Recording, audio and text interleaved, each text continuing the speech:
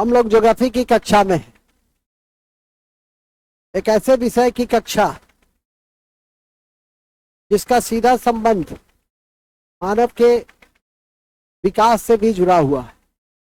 कहा भी जाता है मानव के विकास में बायोलॉजिकल फैक्टर तो है ही, क्रोमोसोम और जीन की भूमिका तो है ही, लेकिन मानव के विकास में ज्योग्राफी की भी भूमिका होती। उत्तर पश्चिम के क्षेत्र में रहने वाला आदमी, पंजाब, हरियाणा, अफगानिस्तान, पाकिस्तान की सीमा पे रहने वाला आदमी लेंथ के दृष्टि से, लंबाई के दृष्टि से वह मैदानी क्षेत्र की तुलना में वो लंबा हो।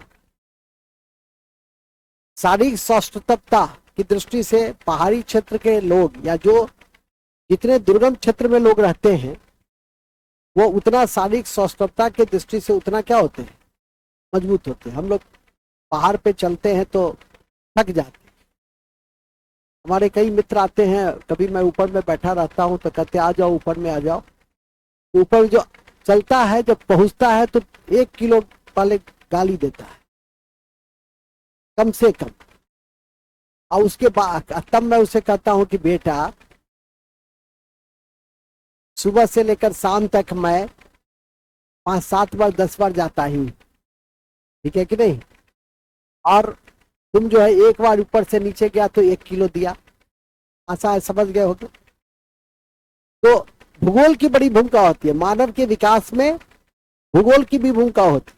लोग तो हालांकि भूगोल में एक भाग ही पढ़ना होता है ह्यूमन ज्योग्राफी, जिसका संबंध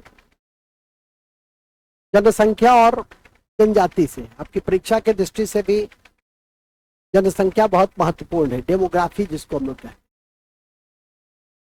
डेमोग्राफी डिविडेंड एक वर्ड काफी इंपॉर्टेंट है, जिस दौर से आप लोग गुजर रहे हैं उसे हम डेमोग्राफिक डिविडेंड कहते हैं, जनसंख्या लाभांश कहते हैं। 15 से 59 जो वर्ष है उसके बीच के अंतराल का जो व्यक्ति हैं वो जनसंख्या लाभांश पाते हैं, क्योंकि उनका संबंध उत्पादन से, वो किसी न किसी क्षेत्र में उत्पादन से जुड़ेंगे तो देश के जीडीपी में वृद्धि होगी, राज्य के जीएसडीपी में वृद्धि होगी। भूगोल में बहुत सारे संदर्भ को पढ़ना होता है। बताया गया भारत का भूगोल सबसे महत्वपूर्ण भाग है।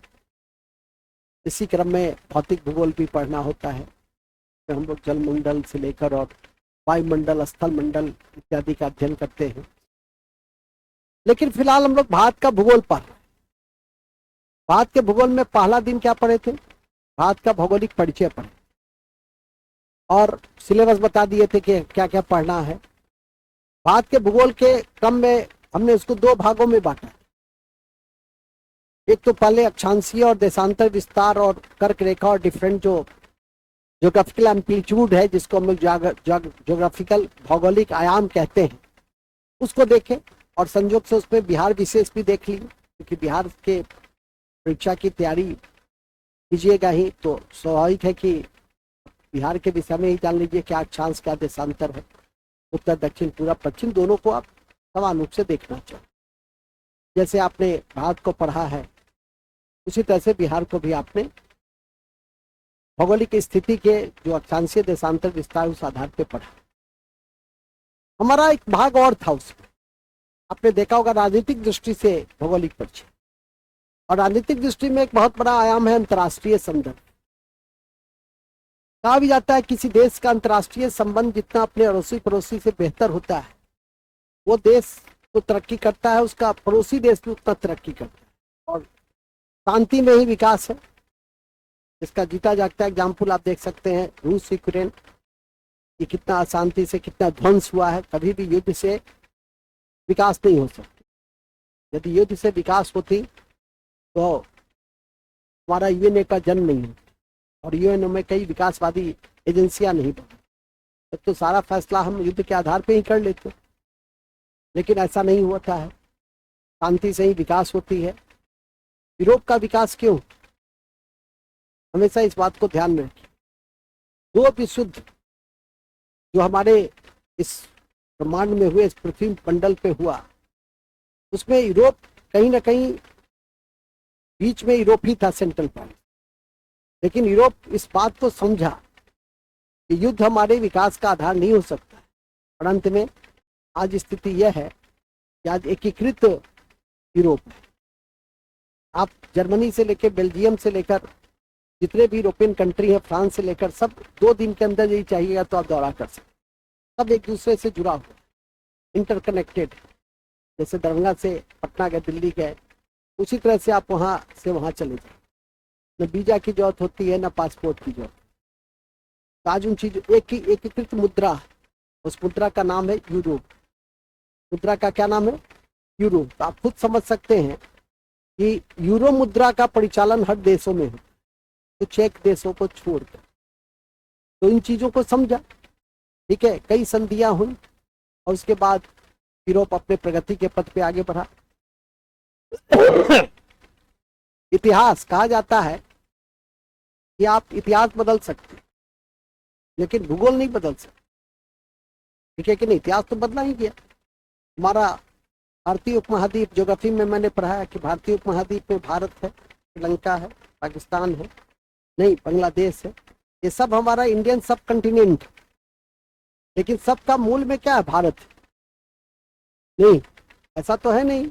19वीं सदी में इन सब का अस्तित्व तक नहीं था। न बांग्लादेश को कोई जानता था, न पाकिस्तान को कोई जानता था। आज भी बांग्लादेश, पाकिस्तान और नेपाल के लोग यूरोप में और नॉर्थ अमेरिकन में लोगों की जीके बड़ी कमजोर है, ठीक है कि नहीं। तो वो सब केवल इंडिया जानता है, इंडिया समझता है। तो ये लोग अभी भी जो परिचय देता है वो यही परिचय देता है इंडिया, मैंने I am Anwar from India, I am Sonali Thapa from Nepal. नहीं समझे? तो आजकल ये सब जितना है, सब जो परिचय देता है वो इंडिया का ही रूट से जोड़ कर देखता है। मैंने इंडिया को लोग वहां जानता है लेकिन नेपाल, बांग्लादेश और पाकिस्तान को लोग नहीं जानते। वो तो अब तत्काल थोड़ा हल्ला हंगामा सब होने लगा है तो लोग थोड़ा बहुत जानने लगे। क्योंकि मैंने अभी कहा कि हम लोग की तरह जी के आ जाइए हम लोग की तरह जो सामान्य अध्ययन है, हम लोग के यहाँ जितना लोग सामान्य अध्ययन जानता है उत्तर से लेकर दक्षिण तक का, हम लोग क्या भी असमानताएं हैं सामान्य अध्ययन। गुजरात, महाराष्ट्र वगैरह में कंपिटिटिव स्पिरिट कम है। बिहार, उत्तर प्रदेश में हर शहर में कंपटीशन गलियारा है, ठीक है कि नहीं।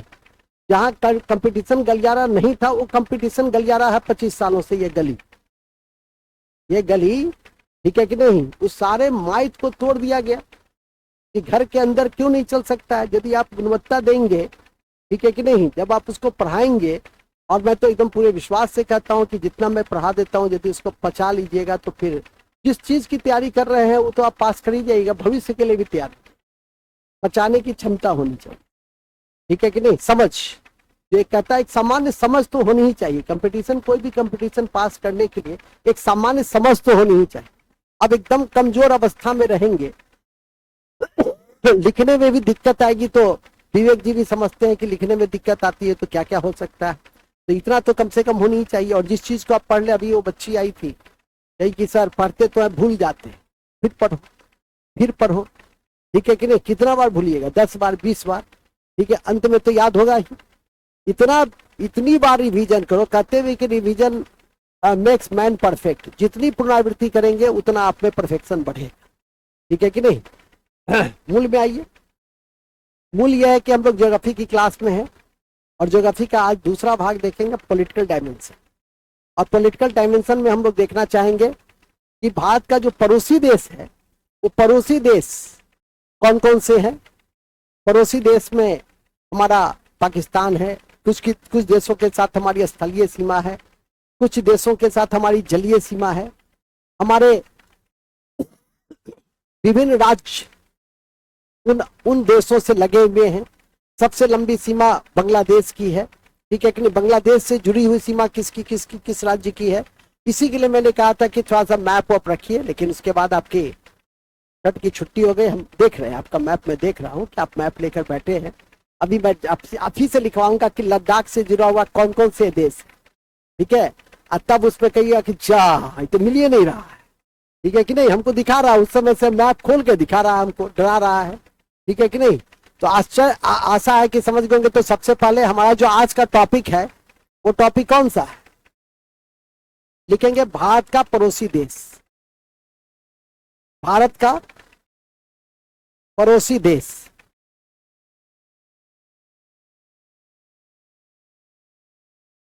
भारत का पड़ोसी देश, ठीक है, भारत का पड़ोसी देश। पहले दो बातें लिख लो। भारत दक्षिण एशिया का सबसे बड़ा देश, भारत दक्षिण एशिया का सबसे बड़ा देश है। भारत दक्षिण एशिया का सबसे बड़ा देश, भारत दक्षिण एशिया का सबसे बड़ा देश है, ठीक है। और 7 देशों की, और 7 देशों की, 7 देशों की स्थलीय सीमा,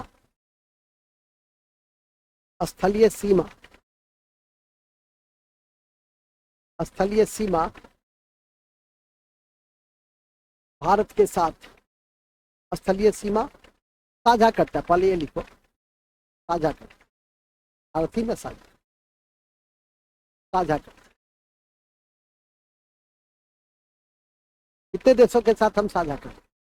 7 देशों के साथ, ठीक है।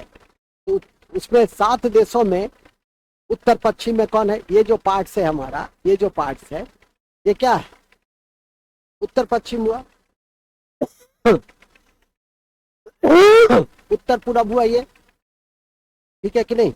तो ये जो हमारा है, इसको ऐसे लिखेंगे, लिखेंगे उत्तर पश्चिम भारत की मुख्य भूमि की सीमा, भारत की मुख्य भूमि की सीमा,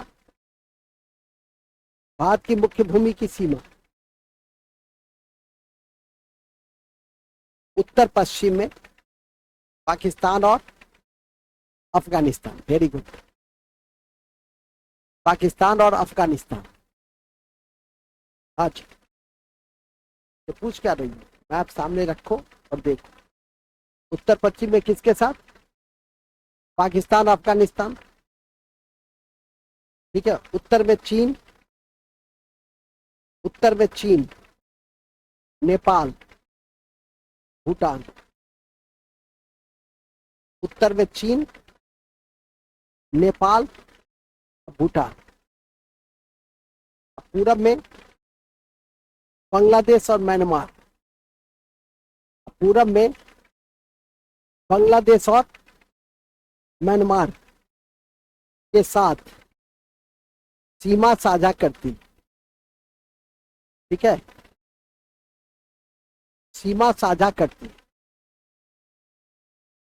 ये नहीं आएगा, ये क्वेश्चन नहीं आएगा, लेकिन सर क्यों बता दिए? इससे थोड़ी थोड़ी समझ आपकी क्या होगी, विकसित हो। जो आएगा वो तो फिक्स है कि सबसे लंबी सीमा किस देश के साथ लगती है? पाकिस्तान भारत के साथ कौन कौन से राज्य की सीमा लगाता है? म्यांमार कौन कौन से राज्यों की सीमा लगाता है? पाकिस्तान से लगने वाला सबसे लंबा भारत का कौन सा राज्य है जो सीमा लगाता है? ठीक है कि नहीं? मतलब बात समझ में आ गई कि नहीं आ गई? तो क्वेश्चन तो पता है, फैक्ट पता है आपको कि कौन सा फैक्ट आपके परीक्षा के लिए इंपॉर्टेंट है। लेकिन लेकिन इन चीजों को थोड़ा जानेंगे ना, लिखिएगा फिर पॉइंट नंबर 3। भारत का एकमात्र राज्य त्रिपुरा, भारत का एकमात्र राज्य त्रिपुरा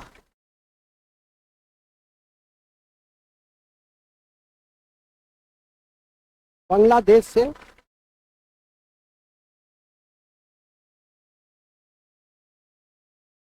त्रिपुरा बांग्लादेश से 3 ओर से घिरा है।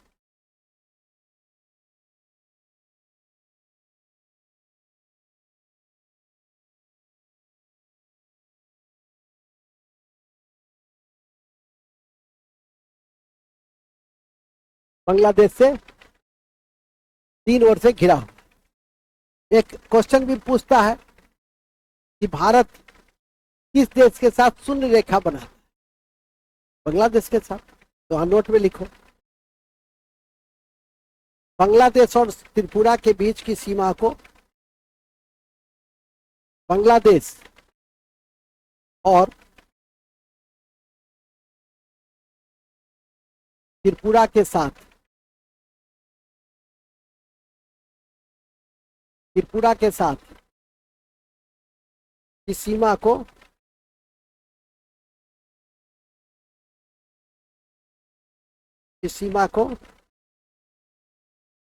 शून्य रेखा कहते हैं।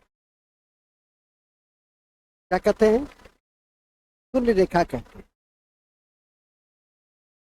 शून्य रेखा कहते हैं। ठीक है, नेक्स्ट। भूलेंगे नहीं कि पाकिस्तान और अफगानिस्तान को छोड़कर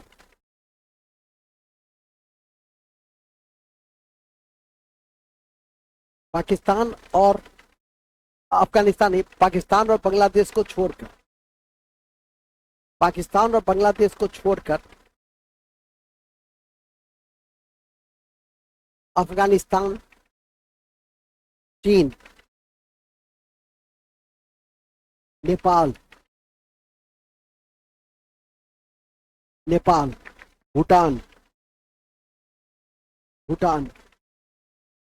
और म्यांमार के साथ, भारत प्राकृतिक सीमा बनाता है। का मतलब समझे? भारत प्राकृतिक सीमा बनाता है। पाकिस्तान और बांग्लादेश को छोड़कर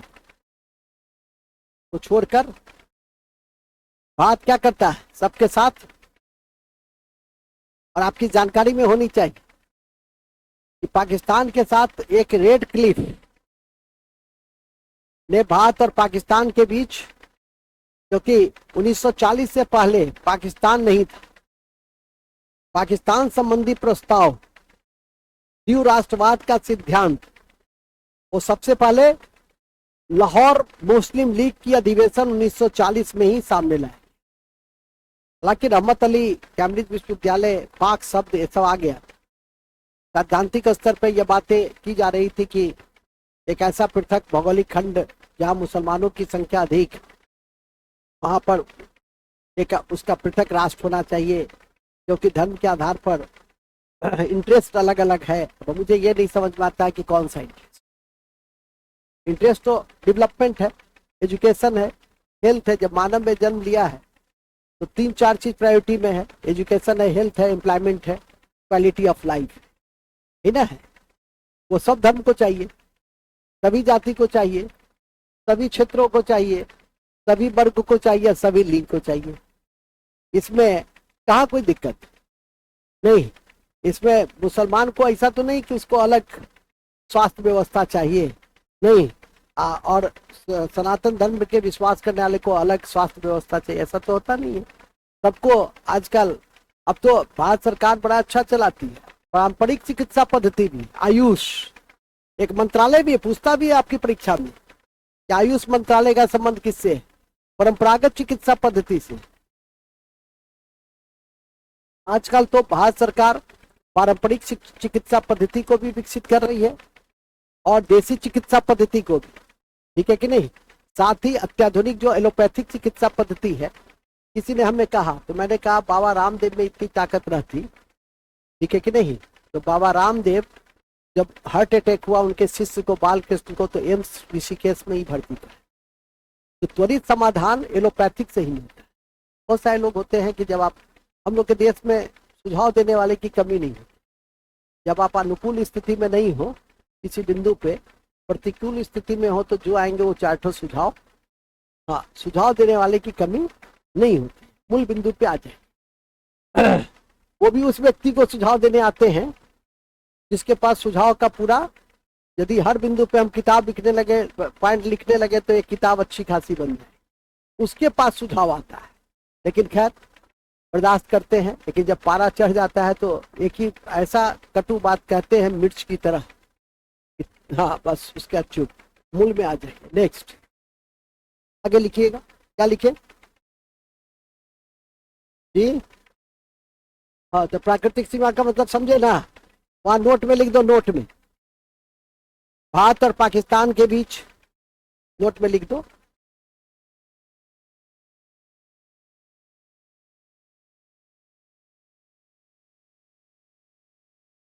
भारत और पाकिस्तान के बीच रेड क्लिफ रेखा, रेड क्लिफ रेखा।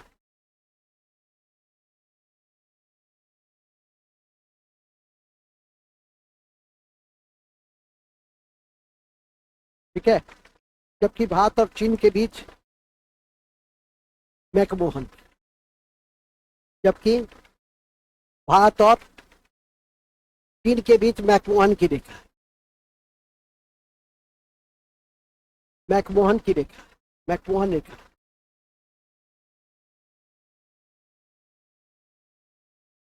और डूरंड रेखा पाकिस्तान और अफगानिस्तान के बीच है वर्तमान में, और वर्तमान में डूरंड रेखा पोइट्री में लिख लीजिए, डूरंड रेखा पाकिस्तान और अफगानिस्तान के बीच में, पाकिस्तान और अफगानिस्तान के बीच में पूर्व में, पूर्व में, पूर्व में या भारत और अफगानिस्तान के बीच में था। पूर्व का मतलब बंटवारा से पहले। ठीक है, हाँ, पूर्व में यह किसके किसके बीच था, भारत और अफगानिस्तान। अब आइए, जब वहां पे लिखी रहे हो इंट्रोडक्शन में, तो ये भी याद रखिए कि एक जलीय सीमा बनाने वाला भी देश है श्रीलंका और मालदीव। दो देश के साथ हम लोग जलीय सीमा बनाते हैं। कौन कौन? श्रीलंका और मालदीव के बीच। तो श्रीलंका और मालदीव के बीच जो बनाते हैं, तो श्रीलंका के साथ जो हम बनाते हैं वो है पाक जल संधि। जो छोटी बड़ी परीक्षा में तो अनेकों बार पूछा हुआ है कि पाक जल संधि का संबंध किससे है, लेकिन अब तो याद रखे सुमेलित करने में दे दिया चार्ट, इसी टाइप से पता लगा, या सत्य पर विचार करें। आजकल क्वेश्चन के स्वरूप बदल रहे हैं। हर परीक्षा, कोटा से लेके बड़ा तक, कमीशन तक, क्वेश्चन के स्वरूप बदल चुके हैं। यूपीएससी में जो पहले क्वेश्चन का स्वरूप होता था वह तथ्य केंद्रित होता, तथ्य में ही ज्यादा से ज्यादा बातें पूछी जाती, लेकिन जैसे जैसे आगे बढ़ रहे हैं, कंसेप्चुअल बेस्ड है, समझ बेस्ड है, इकोलॉजिकल बेस्ड है, कि लड़का कितना मानसिक रूप से जागरूक है, चीजों को कितने अच्छी तरीके से वो अपने पर्यावरण में जानता है, समझता है, उसको कलेक्ट करता है। ठीक है कि नहीं? अभी आप लोगों को बताए भी थे बोलबुचिया, बोलबुचिया पद्धति। ठीक है कि नहीं? तो क्या है, आप समाचार पत्र नहीं पढ़िएगा तो किसी किताब में नहीं मिलेगा। ठीक है कि नहीं? समाचार पत्र पढ़िएगा तो किताबों में मिलेगा कि बोलबुचिया पद्धति क्या होता है, बोलबुचिया क्या होता है। ठीक है कि नहीं? उस तरह का ऐसा है कि आप समाचार पत्र से सीख सकते हैं। पाल्मा कल्चर वगैरह सब समाचार पत्र का। अब कोई एक समाचार पत्र जो ओरिजिनलिटी बेस्ड है, जैसे ट्राई है, टाइम्स ऑफ इंडिया है, हिंदू है, उसको आप पढ़िए तो आपको खुद लगेगा कि आप में आमूलचूल परिवर्तन ज्ञान के स्तर पर हो रहा है। ठीक है कि नहीं? खैर, पुल में आइए। तो जैसा कि मैंने अभी आपको बताया कि हम लोग पाक जल संधि को भी देख, पहले जलीय सीमा लिख देंगे, उसी में लिख देंगे जलीय सीमा भारत दो देशों से बनाता है। भारत जलीय सीमा दो देशों से बनाता है।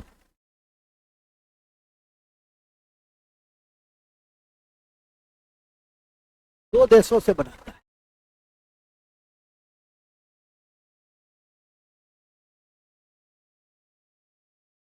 ठीक है, पहला श्रीलंका और दूसरा मालदीव। ठीक है, मालदीव। पाक जल संधि भारत और पाक जल संधि, अभी इंट्रोडक्शन ही लिख रहे हैं। पाक जल संधि भारत और श्रीलंका के बीच सीमा का निर्धारण करती है। इसके अलावा एक खाड़ी भी है जो भारत को श्रीलंका से अलग करती है, तो लिखेंगे इसके अतिरिक्त, इसके अतिरिक्त मन्नार की खाड़ी, इसके अतिरिक्त मन्नार की खाड़ी, इसके अतिरिक्त मन्नार की खाड़ी भी भारत को श्रीलंका से अलग करते हैं, भारत को श्रीलंका से अलग करते हैं। ठीक है, क्वेश्चन पूछ दिया कि भारत को श्रीलंका से अलग करती है। एक, मैकमोहन की रेखा। दो, मन्नार की खाड़ी। तीन, कच्छ की खाड़ी। चार, पाक जल समुद्र। ए 1 2 3 सही, 2 3 सही, 3 4 सही, 2 4 सही। तो आज ना और महीना 2 महीना के बाद तो पाक कहाँ जाएगा, अब मन्नार की खाड़ी घुस जाएगा कच्छ की खाड़ी में। तो आशा समझ गए कि रटना है उसको, क्वेश्चन देख करके बेहोश नहीं हो जाना है कि जा तो पढ़े ही नहीं थे, ऐसा तो क्वेश्चन आया उल्टा पुल्टा। पाक भारत है, पाक भारत, तो भारत अब पाकिस्तान तो स्पष्ट है, बस गया। तो पाक जल संधि भारत और मन्नार की खाड़ी, भारत और मन्नार की खाड़ी, भारत और मन्नार की खाड़ी बायो जोग्राफिकल फील्ड से, बायोडायवर्सिटी पॉइंट ऑफ व्यू से बड़ा इंपॉर्टेंट क्यों है?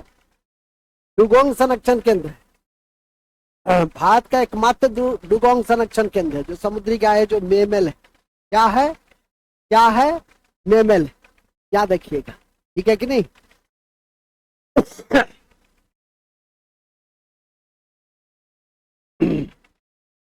वही जो पिछला सप्ताह जो छींक दिया, अभी तक उससे प्रभावित। ठीक है, कौन छींका? तुम आई थी, तुम बच गए, तो आज तुम्हारे मुंह पे ही हम छींकते। चलिए ठीक है, नेक्स्ट।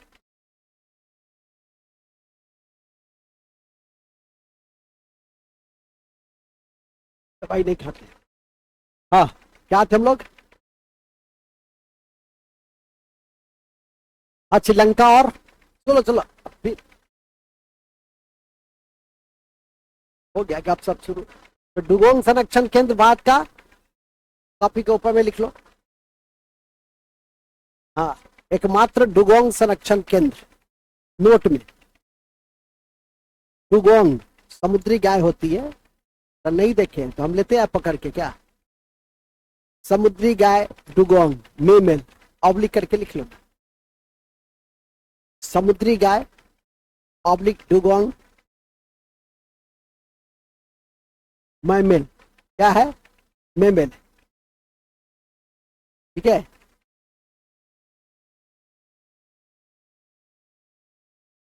संरक्षण केंद्र मन्नार की खाड़ी में अवस्थित, संरक्षण केंद्र मन्नार की खाड़ी में अवस्थित, अवस्थित है।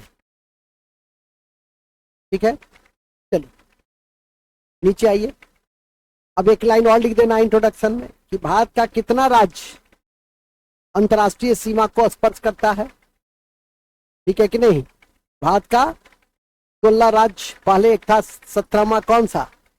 जम्मू कश्मीर। लेकिन जम्मू कश्मीर तो बदल गया, उसका पॉलिटिकल ग्राफी चेंज हो गया। ठीक है कि नहीं? यहाँ तक कि धीरे धीरे उसका डेमोग्राफी भी चेंज हो रहा है। ठीक है कि नहीं? डेमोग्राफी चेंज के वजह, मूल वजह क्या है? तो वहां का जो जमीन का मामला था कि पहले कोई जम्मू कश्मीर में जमीन नहीं खरीद सकता, अब हमारे ये भी जाएंगे, शायर साहब भी जाएंगे और जमीन खरीद करके किसी कश्मीर से निकाह कर लेंगे। दरभंगा जिंदाबाद था, दरभंगा जिंदाबाद है और दरभंगा जिंदाबाद रहेगा। चलिए आगे चलिए, अब इतना सरवाइएगा तो काम देखिए, शायर साहब सरवाइए मत। अब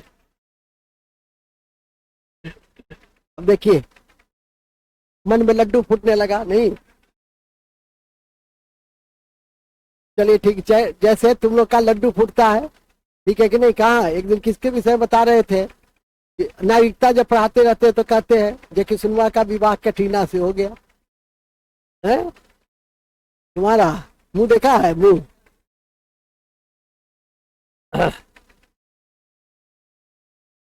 अभी शर्मा रहा है, देखिए। अरे हो जाएगा तो तुम समझ रहे हो, जन्म उद्धार हो जाएगा ना। अभी मुस्कुरा ही शर्मा रहा है। आजकल पता नहीं, लड़की सब नहीं शर्माती, लेकिन लड़का सब वो शर्माता है। क्या तुम्हारे अंदर तुम्हारे अंदर लड़कियों के प्रति इतनी गलत अवधारणा क्यों है? अच्छा चलिए, हो गया, हास्य प्रयास खत्म। अब तुम लोग हर चीज को सीरियसली नहीं लिया करो, ठीक है? एंजॉय करो, एक रील का रहता है, आगे बढ़ जाओ, ठीक है? क्या जी? जो है उसको शायर साहब को मारना है।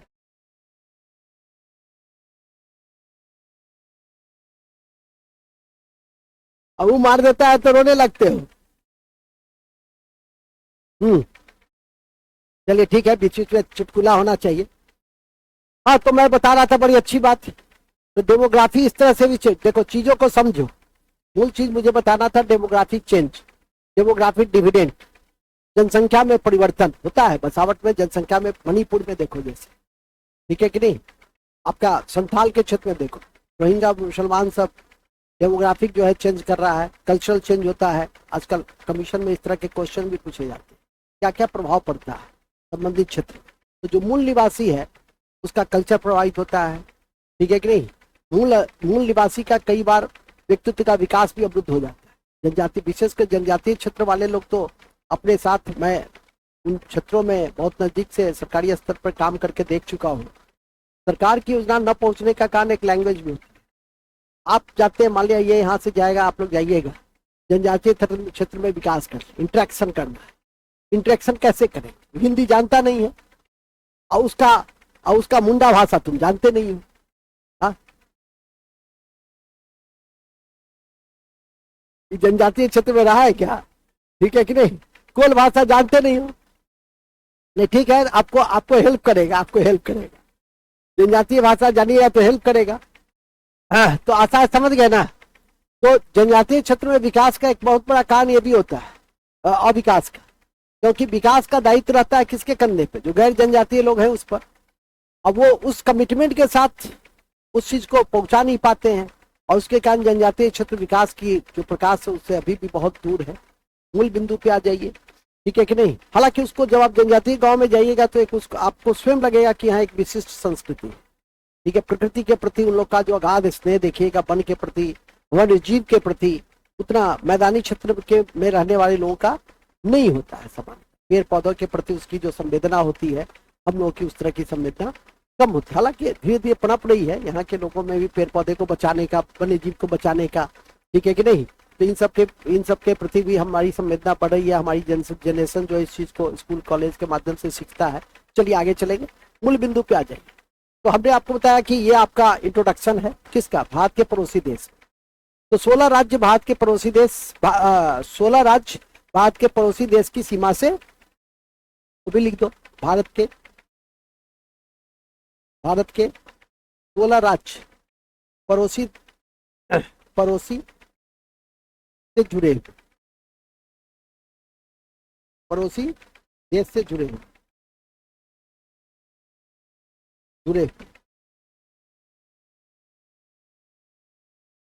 ठीक है?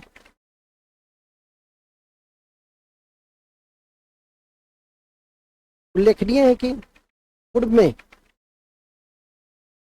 पूर्व के जम्मू कश्मीर,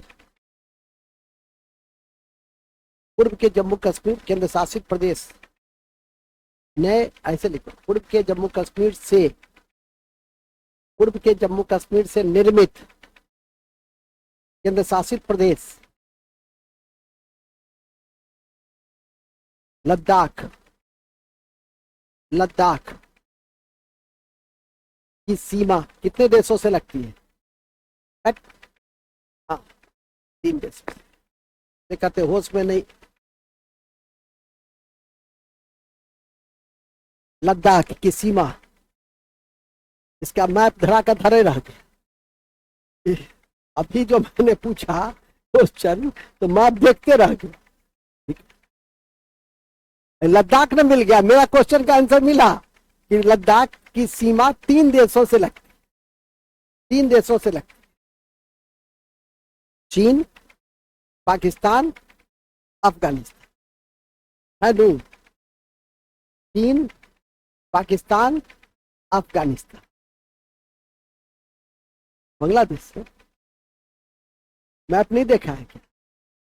ठीक है, चीन, पाकिस्तान। अरे तुम छोड़ो ना, तुम घर पे खोजना उसको, अभी खोज रहा है कि कहाँ पे है लद्दाख के, मिलेगा उसको। भैया भैया मिल गया इसको, याद रखिएगा। सुनिए, ये भी आपसे पूछेगा कि पूछ सकता है कि लद्दाख से नवनिर्मित केंद्र शासित प्रदेश लद्दाख से जुड़ी हुई सीमा है या पड़ता है।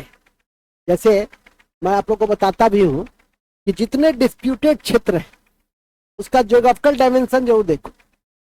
इजराइल, ईरान, यूक्रेन, ठीक है, मतलब जितना भी डिस्प्यूटेड है, विवादित जो भी क्षेत्र चर्चा में है, अब कोई एक दिन का तो चर्चा है नहीं, हम उसकी व्याख्या भी नहीं करते हैं। मैं उन क्षेत्रों के विषय बताता हूं जो 6 महीना साल भर वर्षों से विवादित है। उसको उसका ज्योग्राफिकल डायमेंशन जो देख लो, किस सागर से जुड़ा है, किस पर्वत से घिरा है, किस मरुस्थल से गुजर रहा है, मतलब उसका टोटल ज्योग्राफिकल, कौन नदी है, ठीक है कि नहीं, मतलब उसका पूरा ज्योग्राफिकल डायमेंशन आपको ध्यान में करके, कॉपी के ऊपर में है जगह तो लिख दो। विश्व स्तर पर, विश्व स्तर पर समस्त विवादित, जैसे यूक्रेन, इजराइल, ईरान, अफगानिस्तान, समस्त विवादित देश, हम तो लिखा ही देंगे लेकिन तुम लोग अपने से भी थोड़ा सा देखो ना, मैप, यहीं पर मैप देखने की आवश्यकता है। घर पे जाके इन सब चीजों को देखो, लिखाएंगे तो 2 मिनट का काम है लिखाने का, लेकिन उससे कुछ होगा नहीं। आप देखिएगा खुद जाके तो मजा आएगा आपको, ठीक है कि नहीं। विवादित क्षेत्र जैसे यूक्रेन, इजराइल, ईरान, और वही फिलिस्तीन का वही पूरा मैप, बैठ जाइए बैठ जाइए, ठीक है। अफगानिस्तान, या जो भी विवाद है, या अभी बांग्लादेश, तो बांग्लादेश को देखो, ठीक है कि नहीं, कौन सा बंदरगाह है, कौन सा सागर है, कौन सा पहाड़ी है, कौन, मतलब टोटल उसके विषय में थोड़ा ज्योग्राफिकल डायमेंशन से आपको देखना और समझना चाहिए, ठीक है कि नहीं, किस देश से घिरा हुआ है, ठीक है। इन सब चीजों पर थोड़ा नजर रखो। अब बांग्लादेश के साथ तो स्वाभाविक स्तर पे सबसे लंबी सीमा बनाती है, सबसे लंबी सीमा बांग्लादेश, भारत बांग्लादेश से ही बनाता है। और भारत के साथ दुर्भाग्य यह है, या सौभाग्य कहो, कि इन देशों के साथ सीमाएं खुली हुई है। नेपाल के साथ हमारी सीमा खुली हुई है, भूटान से खुली हुई है, बांग्लादेश से खुली हुई है, ठीक है कि नहीं, यहाँ तक कि म्यांमार से भी खुली हुई थी, जिसको हम लोग मणिपुर इंसिडेंट के बाद खाएंगे, कान पकड़ के बाहर कर दे उसको कहा क्या, आठ मुझे निकला नहीं कि बड़ा हो गया। देखो मैं थोड़ा सा लिफ्ट न दिया कि बस, जानता है ना हमको पतंग खेलने आता है, ऐसा काटेंगे ना बस हुल्ले रे कर रहा, इसको इसके लाड़ प्यार ने इसको बर्बाद कर दिया। चलिए ठीक है, समोसा समोसा खिलाता है जी तुमको, ठीक है, लॉलीपॉप, चलिए ठीक है। हाँ, तो पढ़ाते रहे, गंभीर बात करें तो उसमें गंभीर हो, फिर तो हम बीच में हंसा ही देते हैं, समझा करो। नहीं, यदि इस चीज को नहीं समझोगे तो हंसाना पढ़ाना बंद, तो फिर कक्षा हो जाएगी बड़ी गंभीर, और गंभीर हो जाएगी तो गमगीन हो जाएगी, समझो। हाँ, तो बता रहे थे क्या, नहीं नहीं कुछ और बात है। हाँ, तो मणिपुर में जो इंसिडेंट हुआ उसके बाद हमने मणिपुर की सीमा को बंद कर दिया है, ठीक है। अभी बाड़ेबंदी मैंने किया, जिसको हम लोग फेंसिंग कहते हैं, ठीक है कि नहीं। इतिहास में एक रिंग फेंस पॉलिसी भी था, और रिंग फेंस पॉलिसी का जन्मदाता कौन सा गवर्नर जनरल था, वेरी गुड बाडेन institute, very good Nitish Kumar, very good, ठीक है कि नहीं। हमारी दिल्ली इच्छा है कि तुम, नारायण, ठीक है, जितने लोग हैं वो सब इस बार बिहार लोक सेवा आयोग में वो कहते हैं ना पटाखा फरा, ठीक है, फतह कर, ठीक है, अच्छे से पढ़ो। अब घूर के देखने लगा सब, खड़ा होकर दिखा दो अपना चेहरा, इसका सब डरिए जाएगा, ठीक है कि नहीं। चलिए आगे लिख, समझे, तुम्हारी तरह स्मार्टनेस पे ध्यान नहीं देता है, ठीक है, और समझा ना। हाँ, स्मार्टनेस पे ध्यान कम दो, आप पढ़ाई पे ज्यादा, बाल छितरा रहना चाहिए अपना, हाँ, जो मन में है उसको पहन लिया ऐसे करके, विद्यार्थी क्या होता है, विद्यार्थी ऐसे करके चल दिया, हाँ पढ़ रहा है अपना अच्छा से, ठीक है, देखो विवेक को जाके नहीं समझा। अब हम तो मास्टर, हम तो हम तो था बन ठन के नहीं आएंगे तो कैसे काम चले, ठीक है। हाँ इसको इसको 2 बिस्कुट खिलाओ, लो चलो देखो, तो इतना प्रशंसा किया है कि कैसे छोड़ देते हैं उसको। अभी लोग को लग रहा है कि काश हम भी कह देते, अब मेरे पास नहीं है। चलिए चलिए ठीक है, अब चाय चाय भी। तो रिंग फेंस पॉलिसी बड़ी इंपॉर्टेंट पता है आपको। रिंग फेंस पॉलिसी इतिहास में बारहवीं हिस्ट्री का first governor general of Bengal थे, ध्यान रखिएगा, उन्हीं के समय में रेगुलेटिंग एक्ट आया था और कलकत्ता में सुप्रीम कोर्ट स्थापित हुआ था। स्कूल में आइए हम लोग अभी ज्योग्राफी में। तो मैं बता रहा था कि ये जो आपका चीन, अफगानिस्तान और पाकिस्तान से लद्दाख, तो इंट्रोडक्शन अब आपका कंप्लीट हो गया कि भारत का जो पड़ोसी देश है उसका इंट्रोडक्शन आपका तैयार हो गया। लेकिन ये भी ध्यान रखिए, रुक जाइए, इंट्रोडक्शन में 2 बातें और है कि सिक्किम, बांग्लादेश, पश्चिम बंगाल ये सब ऐसे राज्य हैं जो 3 देशों की सीमा को स्पर्श करता है। ये भी लिखेंगे, ध्यान रखें, ध्यान रखें कि सिक्किम, पश्चिम बंगाल 2 ऐसे राज्य हैं,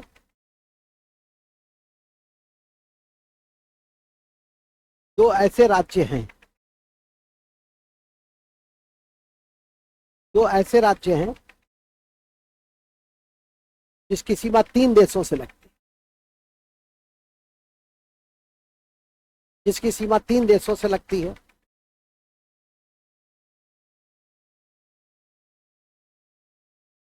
जिसकी सीमा 3 देशों से लगती है, जैसे सिक्किम का बताओ। वेरी गुड, तो लिखेंगे सिक्किम से संबंधित देश, सिक्किम से संबंधित देश नेपाल, चीन और भूटान, नेपाल, चीन और भूटान, नेपाल, चीन, भूटान। पश्चिम बंगाल, नेपाल, भूटान, बांग्लादेश, नेपाल, भूटान, बांग्लादेश। कॉमन क्या हुआ, रीजनिंग यदि दे दे, नहीं रीजनिंग यही ना है, ये भी रीजनिंग है, इस तरह के प्रश्न रीजनिंग में देते हैं कि दे देता है 4 ठो वाक्य, कहता कॉमन 1 3 में कौन सा, तो उसको जितना जल्दी जो ढूंढ लिया उतना जल्दी आगे बढ़ गया, ठीक है कि नहीं। चलिए, तो कॉमन कौन सा था, अच्छा अच्छा तीनों मिला दो, तीनों कौन, लद्दाख भी, केंद्र शासित प्रदेश में लद्दाख भी है, तो तीनों को मिला दो तो कॉमन कौन सा 2 देश, चीन, चीन भी है और नेपाल भी है, अब भूटान भी है। मूल में आ जाइए, खैर तो पाकिस्तान और अफगानिस्तान नहीं कॉमन में, ठीक है, आगे बढ़ नहीं ना हुआ कॉमन। हाँ 3 कौन कौन से,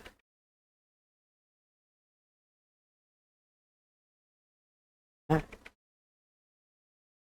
भूटान, हाँ ठीक है, वो भी दे दो, अच्छा अच्छा उसको आगे लिखा छोड़ दो, अब छोड़ दो। तो हम लोग देख रहे थे क्या कि कौन कौन से ऐसे राज्य हैं जो 3 देशों से संबंधित है, ठीक है कि नहीं। एक बता दिए थे कि शुरू में ही त्रिपुरा एक ऐसा राज्य है जो 3 ओर एक देश से घिरा हुआ है और उसको शून्य सीमा रेखा कहते हैं, ठीक है, बांग्लादेश और त्रिपुरा को। अच्छा एक और भी है, जीरो लाइन किसको, कौन से डिस्ट्रिक्ट से होकर गुजरता है, नागपुर। जीरो लाइन यदि पूछेगा किस किस डिस्ट्रिक्ट से होकर गुजरता है तो नागपुर से, कॉपी के ऊपर में लिख लो उसको। हम चूंकि अभी पड़ोसी देश पढ़ रहे हैं, कॉपी के ऊपर में शून्य रेखा नागपुर से होकर गुजरती है,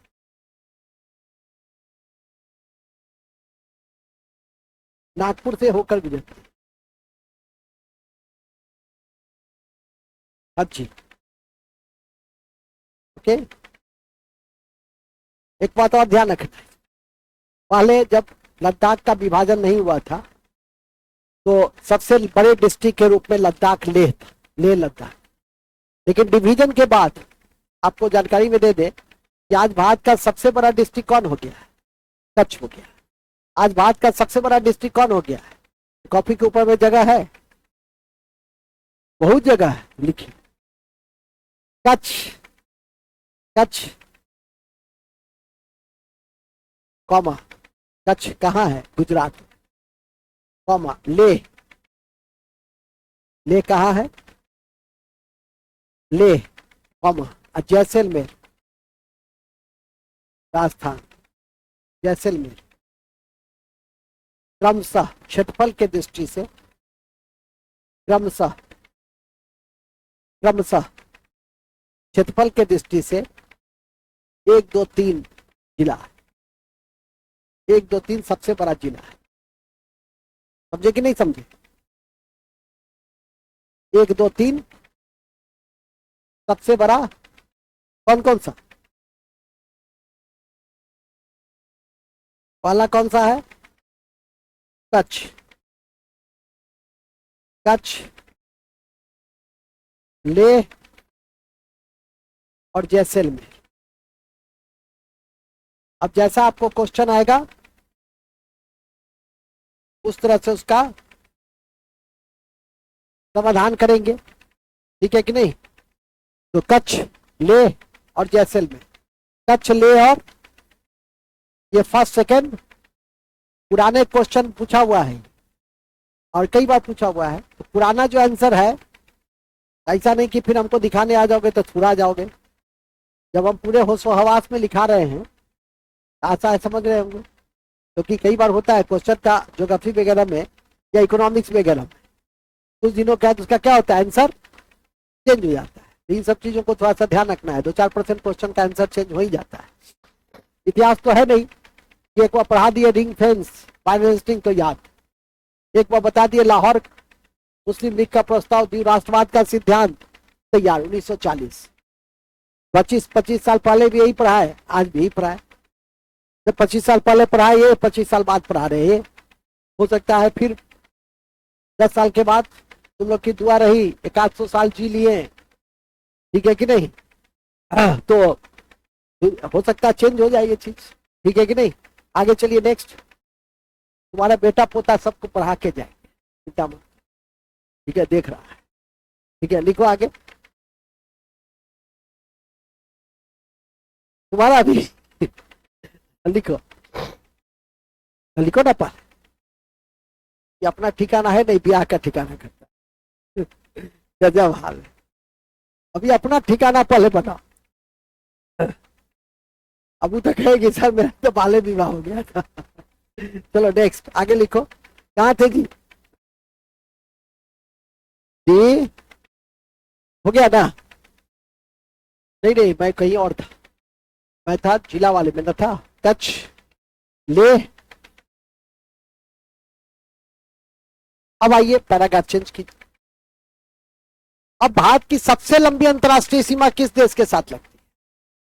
ठीक है कि नहीं? विविधा भी है, ज्योग्राफी भी। तो लिखिए अति महत्वपूर्ण है कि, अति महत्वपूर्ण है कि, नहीं मेरे माथे पर, मेरे माथे पे लिख दो आकर।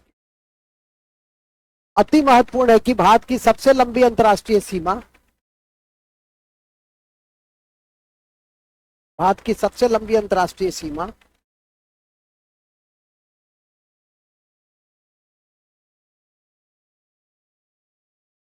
सीमा सबसे लंबी अंतर्राष्ट्रीय सीमा बांग्लादेश से लगती है, लगभग 4100 किलोमीटर, 4096 किलोमीटर। लिख लो, एग्जैक्ट लिख लो। आजकल का सेटर बड़ा बदमाश हो गया, कहीं छापना चाहेगा तो कल लिख देगा 4096, 4097, 4098। तो सर आपको क्या जाता था, लिख ही लो 4096।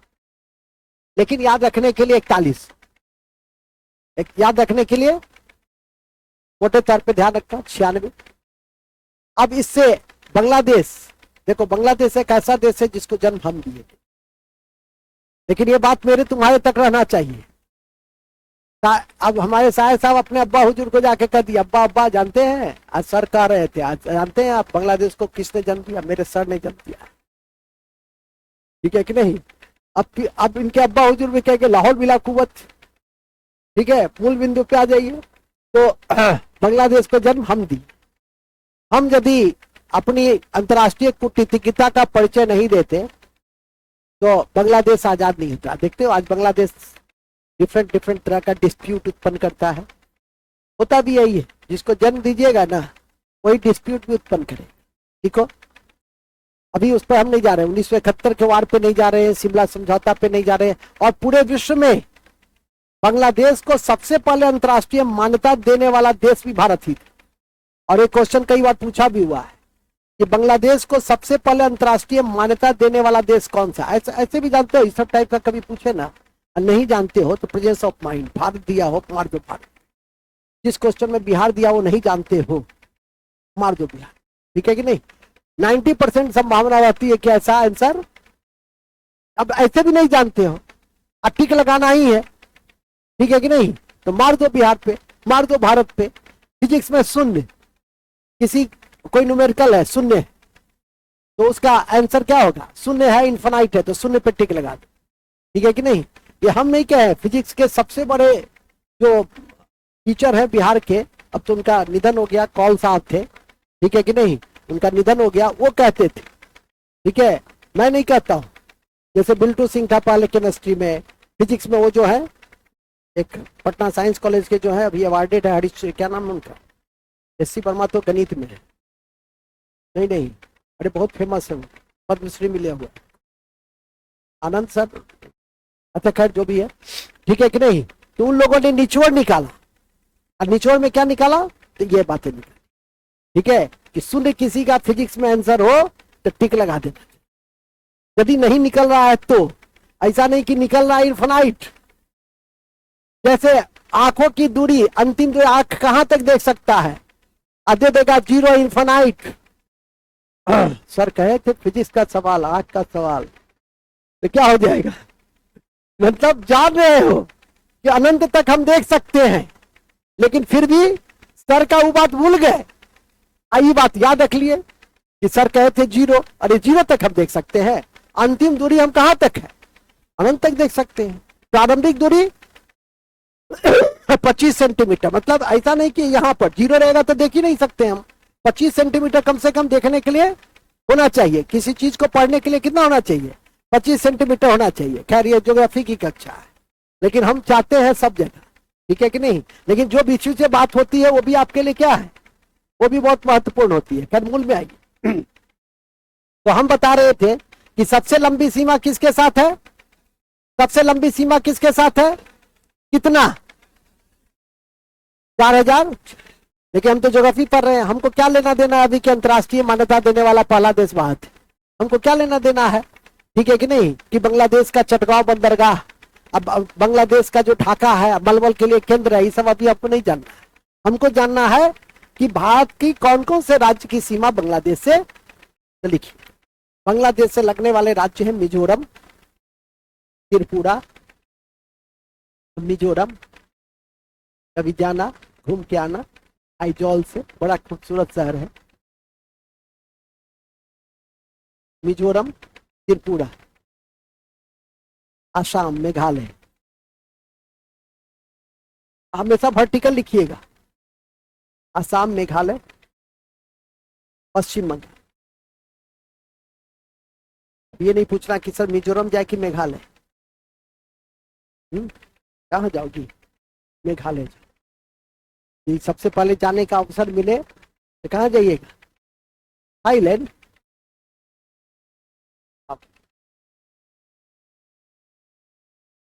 देखो नारायण को देखते हो कितना शरीफ लड़का है। ग्रेजुएशन जब नहीं हुआ था तब से पढ़ रहा है, इस बार बीपीएससी पास कर रहा है। अब समझा? तुम लोग कितना वो सुंदर नहीं है, सुंदर सब तो कहता है थाईलैंड जाएंगे, उसको कहे मेघालय जाएंगे तो मेघालय ही जाएगा। ठीक है, ग्रेजुएशन से। हाँ ठीक है, इतना तेज हो गया है कि एकदम बीपीएससी में ओपन टेस्ट में 100, 100, 510 बनाता है।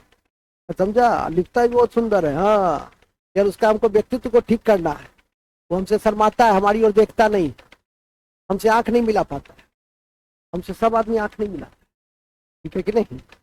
अब ऐसा नहीं, घूरना नहीं है तो वर्ग आएंगे थोड़ा हार के समझाइयो ये नहीं करना। चलो आगे चलो, क्या लिखी, क्या क्या लिखी।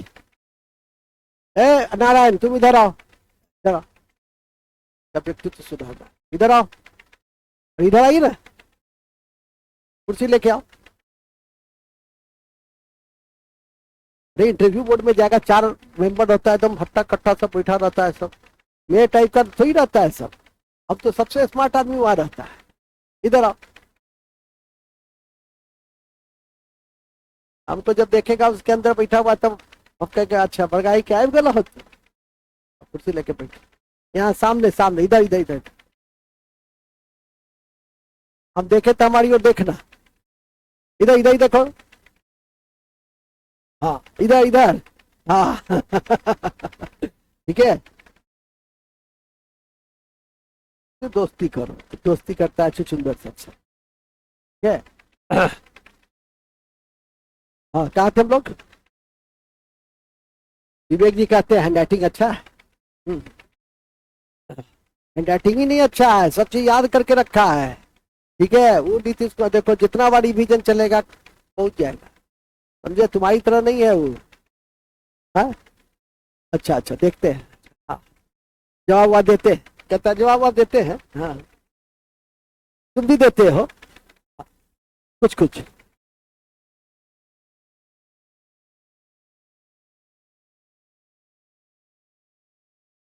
तो कितने राज्य, अच्छा कितने राज्य की सीमा बांग्लादेश को जोड़ती है, ये भी क्वेश्चन बनता है कि कितने राज्य की सीमा, कौन से राज्य की सीमा नहीं जोड़ती, तो नहीं जोड़ती है, जो विकल्प में देगा वो नहीं जोड़ती है। मिजोरम,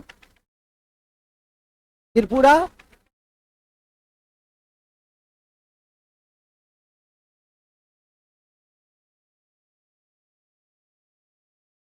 मिजोरम, वेस्ट बंगाल और त्रिपुरा, असम, मेघालय। तो दे देगा कौन सा नहीं, अरुणाचल प्रदेश देगा, नागालैंड देगा, नहीं ना, तो हो गया ना। अब आ जाओ, अब सुन लो सुन लो, हमारे और बांग्लादेश के बीच 2 बिंदु पर क्या है विवाद, एक एक तिस्ता 3 कठिया, ठीक है। तो ये है, तो ये शरणार्थी विवाद है, ये भी विवाद आपके लिए, चूंकि अभी जो घुसपैठिया समस्या है वो बांग्लादेश की खुली सीमा से संबंधित है, तो इस पर नजर रखना, दिखाएंगे नहीं, ठीक है। कि फरक्का बैरेज का लेकर विवाद है, गंगा नदी विवाद है, कि जब से हमने गंगा नदी समझौता किया उसमें पानी की कमी हो गई, तो वो भी एक विवाद है। तो ये सब ज्योग्राफिकल एंगल, लेकिन ध्यान रखिए उसको कहीं ना कहीं जगह जगह हम दिखाते रहते हैं। आपको क्या लिया ध्यान में करके रखना है कि ये सब बिंदु पे विवाद है। चकमा शरणार्थी का विवाद सबसे महत्वपूर्ण है, उसमें भी शरणार्थी में कौन शरणार्थी, चकमा, कौन सी, अरे उधर नहीं देखना है नारायण, इधर कौन सी, चकमा शरणार्थी, ठीक है कि नहीं। तो चकमा शरणार्थी विवाद भी याद रखना, दिखाएंगे नहीं, ध्यान रखना। चकमा शरणार्थी विवाद किसके साथ है, गंगा नदी विवाद किसके साथ है, फरक्का बैराज विवाद किसके साथ है, ऐसा समझ में कहता है।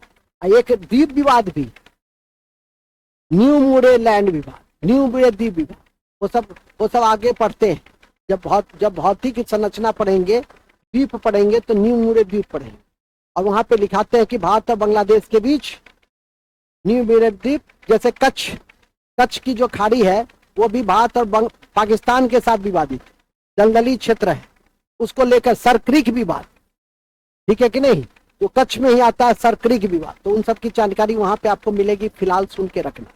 आगे चलिए नेक्स्ट, और आगे क्या है, पाकिस्तान, इसके बाद आता है बांग्लादेश का दूसरा सबसे लंबी सीमा किस देश का, चीन, तो लिखेंगे चीन, चीन 3488, 3488, 3488। अभी इसने बताया भी था कि 4 देश की सीमा लगती है और 1 केंद्र शासित प्रदेश, ठीक है कि नहीं। पहले 5 देश की सीमा लगती थी, 5 राज्य की सीमा, 5 राज्य की सीमा लगती थी। अब 4 राज्य और एक केंद्र शासित पर अभी लिखे भी है लद्दाख, सबसे लद्दाख लिख लो।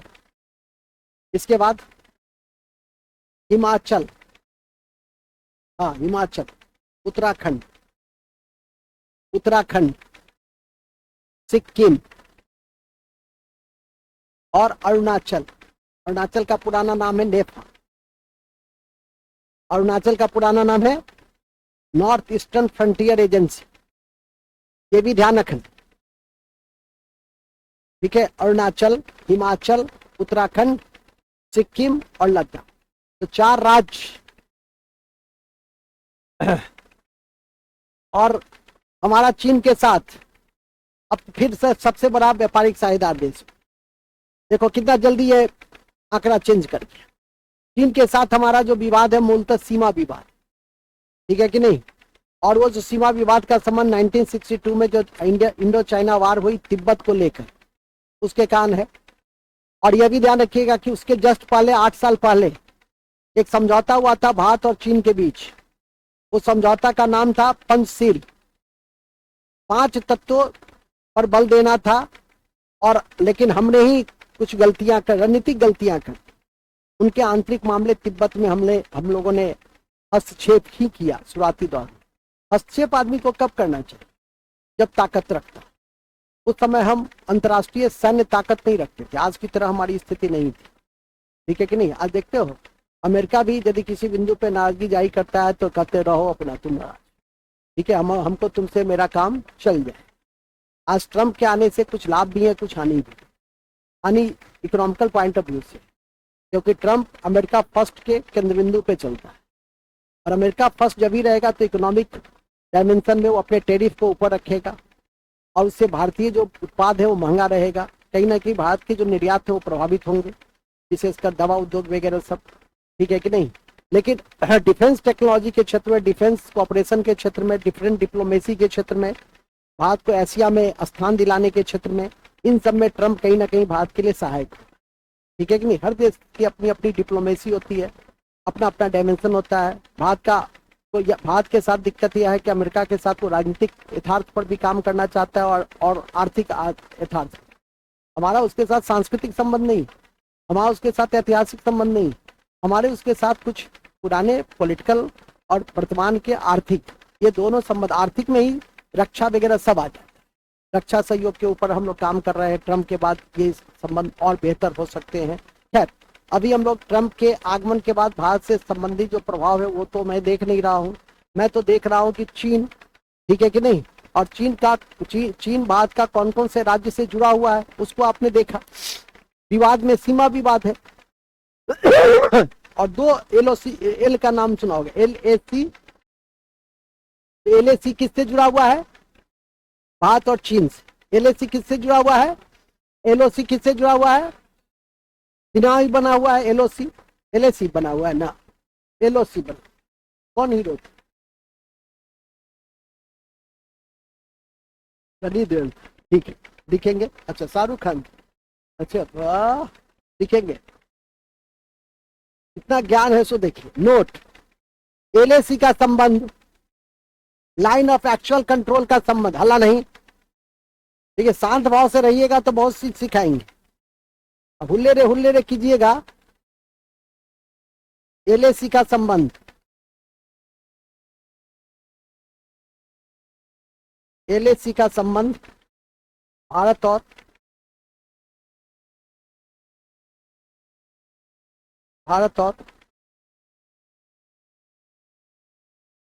चाइना, चाइना से, ठीक है, चाइना से है। उल्लेखनीय है कि उल्लेखनीय है कि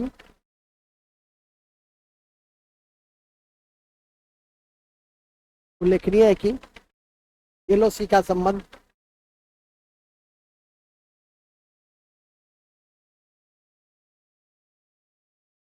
LOC का संबंध भारत और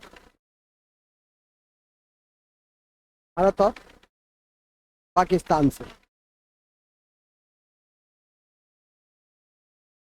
भारत और पाकिस्तान से है। ठीक है, इसको ध्यान रखिए। नेक्स्ट टॉपिक के ऊपर में एक लिख देंगे, डेप्सोंग का मैदान चर्चित है अभी। डेप्सोंग का मैदान, डेप्सोंग, डेप्सोंग का मैदान, डेप्सोंग का मैदान भारत और चीन के दृष्टि से, भारत और चीन के दृष्टि से रणनीतिक महत्ता रखता है, रणनीतिक महत्ता रखता है।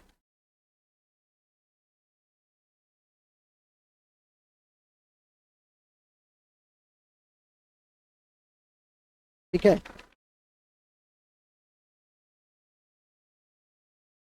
ओके। चल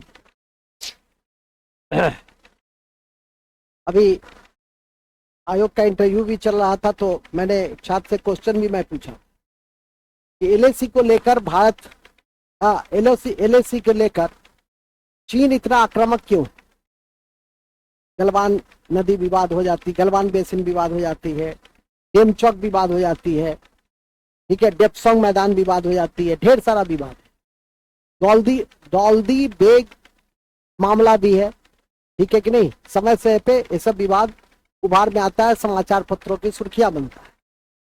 तो सबसे आक्रामक जो चाइना जिस बिंदु को लेकर है वो है भारत का वर्तमान सरकार ने पहले सीमावर्ती, आप लोगों ने भी महसूस किया होगा, पहले सीमावर्ती क्षेत्र में विकास नहीं होता, सड़क खाली रहती, सड़क बेकार रहते, लेकिन आजकल सीमावर्ती क्षेत्र में भी सड़कों को देखिएगा, एकदम चौड़ी चौड़ी सड़कें बना दिया है। उसके कारण पड़ोसी देश का क्या है, कान खड़ा हो जाता है कि इतनी चौड़ी सड़कें बनाने का औचित्य है। भविष्य के खतरे को देखते हुए हमको टैंक से लेकर बहुत सारी गाड़ी को ले जानी होगी, सड़कें तो चुस्त दुरुस्त होनी चाहिए हमको, ठीक है कि नहीं? तो सब पहला चीज यही है कि भारत का जो इंफ्रास्ट्रक्चर डेवलपमेंट है उसके प्रति संवेदनशीलता, ठीक है कि नहीं? और समय समय पे दबाव बना के रखना, ठीक है कि नहीं? जो मजबूत रहता है वो चाहेगा कि हमारा जो कोई पड़ोसी डेवलप कर रहा होता है, तो आप गांव घर के पॉलिटिक्स से भी अंतर्राष्ट्रीय पॉलिटिक्स को जोड़ के देख सकते हैं, चाहेगा इसको समय से पे दबाव में रखे, जिससे कि हमारे सामने ये और भी कई सारे हैं, आर्थिक हैं, कुछ कोरोना के बाद का जो परिस्थितियां हैं उस कारण से भी आक्रामक है। भारत के साथ उसके जो सीमा विवाद है उसको लेकर भी भारत काफी क्या है, अब एग्रेसिव भूमिका में। भारत अब चाइना के सामने झुकने को तैयार नहीं, भले ही सामरिक दृष्टि से देखिएगा, सैन्य दृष्टि से देखिएगा, तो भारत और चीन के बीच अभी बहुत बड़ा तुलना है, बहुत बड़ा तुलनात्मक अंतर है, क्योंकि कई बिंदु पर सैन्य ताकत चीन की आज भी भारत से अधिक है। लेकिन भारत भविष्य में किसको देखता है? तो भारत भविष्य में रूस को देखता है, अमेरिका के साथ अलायंस को देखता है, उसके साथ जो हम डिप्लोमेटिक, उसके साथ जो मिलिट्री कॉपरेशन करेंगे तो हमें भविष्य में फायदा पहुंच सकता है। लेकिन भारत इस राजनीतिक यथार्थ को भी जानता है कि अमेरिका बनिक देश है।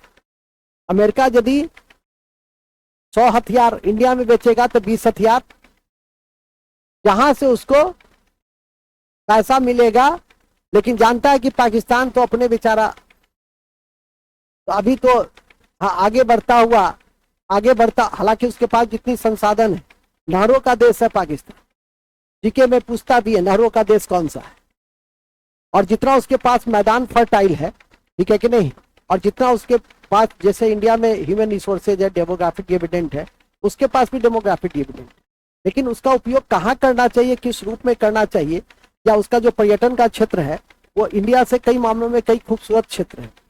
अब टूरिज्म के विकास के लिए तो आपको इंफ्रास्ट्रक्चर डेवलपमेंट चाहिए, लॉ एंड ऑर्डर चाहिए बेहतर। आपका जैसे आप देखेंगे मलेशिया में इस्लाम के लोग भी बहुत अधिक है, तो जो नया मलेशिया जहाँ टूरिस्ट जाते हैं वहां पे वो अपने कल्चरल एसिमिलेशन नहीं किया है, वो बिल्कुल अलग रखा है कि नए जो टूरिस्ट जाएंगे वो उनके देश में अपना जा करके अपना जो लुत्फ है उस देश का, उस लुत्फ को भी उठाते रहे। तो आप देखिए पाकिस्तान से ज्यादा पर्यटन में मुद्रा किसको आती है? मलेशिया जैसे छोटे देशों का, ठीक है कि नहीं? खैर वो तो एक अलग चीज है, लेकिन जानना चाहिए इन सब चीजों को, जितना आप अपनी समझ को विकसित करके रखेंगे उतना अच्छा है। और ज्योग्राफी में कहते भी हैं कि ज्योग्राफी में बहुत सारा डायमेंशन होता है, अभी हमने बताया विवाद के विषय नहीं, और विवाद की कड़ी में क्या पढ़ा आपने? आप तो सिंपल फैक्ट के दृष्टि से देखें, लेकिन हमारा उसके साथ जो विवाद पंसिल 1954 याद रखिए, ठीक है, 1962 का युद्ध याद रखिए। 1962 के युद्ध के बाद जो परिस्थितियां बनी और जिस रूप में हमने नाथुला दर्रा को भी बंद किया, बाद में फिर धीरे धीरे मेल्ट होने लगे रिलेशन में, जो फ्रिजनेस है वो आने लगी राजीव गांधी के समय में, और आज इस दौर में राजनीतिक यथार्थ में दोनों देश संभल संभल के अपने कदम को बढ़ाता है। मूल में आ जाएंगे। तीसरा कौन सा देश है? नहीं, बांग्लादेश के बाद, चीन के बाद तीसरा सबसे लंबी सीमा पाकिस्तान के साथ है। पाकिस्तान लिखिए 3200 या 3300 लिख लो, 3300 किलोमीटर 3300 किलोमीटर है, 3300 किलोमीटर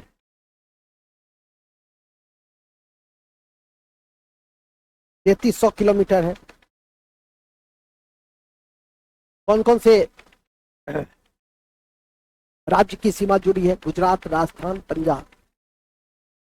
गुजरात, राजस्थान, पंजाब, गुजरात और जम्मू कश्मीर, और लिख लो, मैंने तीन राज्य और 2 केंद्र शासित प्रदेश की सीमा किसके साथ लगी हुई है? उसको लिख लीजिए।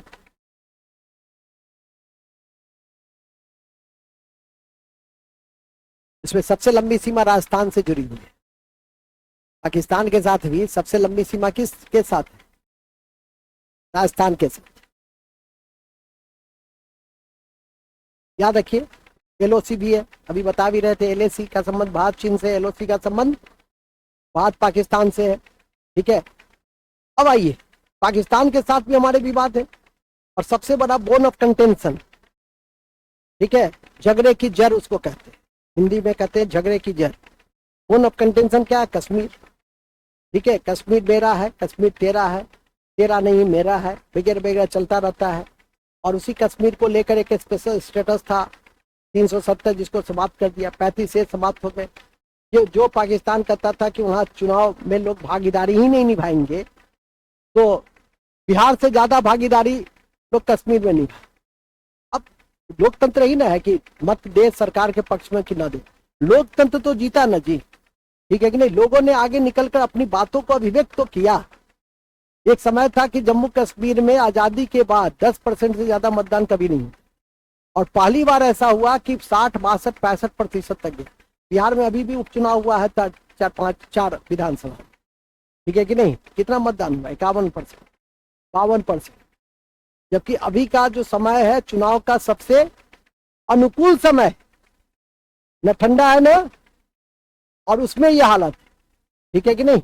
मूल बिंदु पे आज एक है, फिलहाल यह याद करके रखना है कि जम्मू कश्मीर, लद्दाख, गुजरात, राजस्थान और पंजाब की सीमा लगती है। विवाद की जड़ में क्या है? तो सिंधु नदी जल समझौता भी विवाद की जड़ में है, कश्मीर विवाद की जड़ में है, मूलतः तो वही है, ठीक है कि नहीं? विवाद तो क्रिकेट को लेकर भी विवाद करता है। तिलक राज और संजू सैमसन कल शतक मार दिया, तो क्यों ऐसा भारत में दक्षिण अफ्रीका के 4 खिलाड़ी को खरीद लिया? हो सकता है ऐसा भी विवाद करते, ठीक है कि नहीं? कितना टैलेंटेड कैसे हो गया ये दोनों, उसके टैलेंट पे भी उसको अविश्वास करने के लिए तो कुछ भी विवाद खड़ा कर सकते, ठीक है कि नहीं? आगे लिखिए। क्या लिखे? पाकिस्तान हो गया। अच्छा, एक बात और भी, पाकिस्तान के साथ हमारा सबसे बड़ा जो युद्ध स्थल था सियाचिन ग्लेशियर, उसको हमने किस ऑपरेशन से अपने पक्ष में किया? मेघनाथ, डाटो नहीं, मेघदूत। कौन सा कौन सा कौन सा? नोट में करके, नोट लिखिए। ऑपरेशन मेघदूत के द्वारा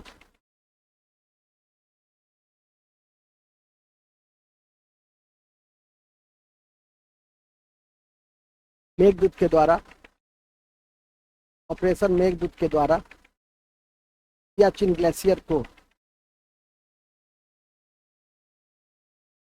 सियाचिन ग्लेशियर को भारत ने नियंत्रण स्थापित।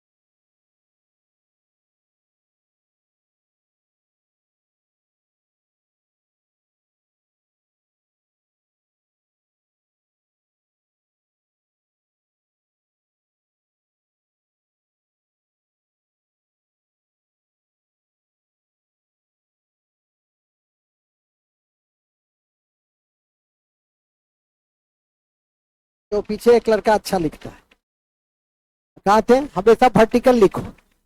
ऑपरेशन मेघदूत में थे। सियाचिन ग्लेशियर विश्व का सबसे ऊंचा स्थल है।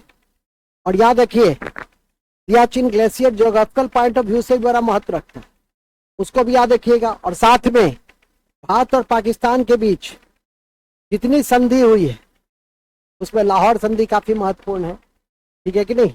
तो जितनी संधि हुई है उन सब पर भी आपको सिंधु नदी जल समझौता काफी इंपॉर्टेंट है। 1960 में सिंधु नदी जल समझौता हुआ। जब नदियां पढ़ते हैं तो उसकी जिक्र करता हूं कि सिंधु नदी के ऊपर एक जल समझौता है भारत और पाकिस्तान के, जो 1960 में हुआ। बाएं तट पर दाएं तट पर, तो उन दोनों तट पर जो नदियों का जो फ्लो है उससे संबंधित बहुत सारी बातें की जाती है, लेकिन यहाँ नदियों की कक्षा नहीं है, ये पड़ोसी देश का जो सीमा है उससे जुड़ी हुई कक्षा है, तो ध्यान रखिए। पाकिस्तान के साथ हमारे ऐतिहासिक और सांस्कृतिक संबंध भी हैं। दोनों की जुमा, खान पान, जीवन शैली भी मोर और लेस एक ही है। हम भी उससे पुष्पित पल्लवित हुए हैं और वो भी हमसे पुष्पित पल्लवित है। सिर्फ धर्म को छोड़ दिया जाए, और धर्म किसी देश का, देखो भारत जैसा देश इतना बड़ा देश है और इतने धर्म और इतनी जाति के बाद भी भारत एक, लेकिन पाकिस्तान को देखो, पहले कहा जाता था कि राष्ट्र के निर्माण का एक आधार धर्म होता है, लेकिन पाकिस्तान से अलग हो गया बांग्लादेश। ऐसा समझ गए होंगे कि धर्म की तुलना में जो संस्कृति है वो कहीं ज्यादा अधिक प्रभावित करती है, ठीक है। कौन है धर्म की तुलना में? आ जाइए आ जाओ, हो गया मास्टरी में तुम्हारा, चलो बधाई हो बधाई हो। हम समझ गए, तुम्हारा चेहरे देख के समझ गए मास्टरी में हुआ। खुश रहो, बहुत बड़ा, इससे भी बड़ा अधिकारी बनो। अभी तो अधिकारी नहीं हुई हो, टीचर हुई हो, लेकिन टीचर सबसे बड़ा पद होता है। ठीक है, थोड़ा सा पूरा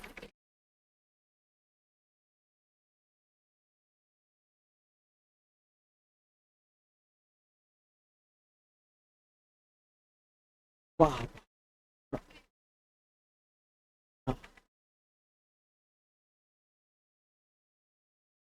कोई बात नहीं, जब जागो तभी से। ठीक है कि नहीं? अब बीपीएससी का तैयारी करो, दरोगा का की हुई हो ना, देती हो ना, पीटी मेंस नहीं और चलेगा ना? ठीक है, तो क्लास में है, चलो ओके, ऑल द बेस्ट। अच्छा फोटो,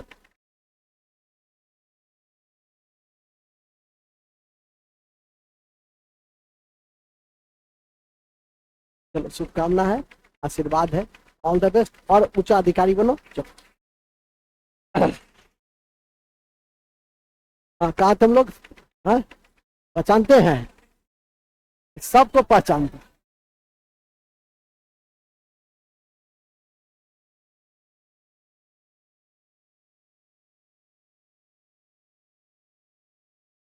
अच्छा चलो, बहुत सारा मिठाई है, तो जो जवाब देगा उसको खिलाएंगे।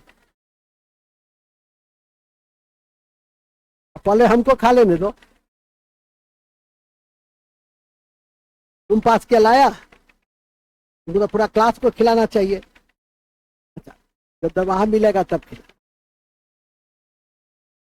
हम्म?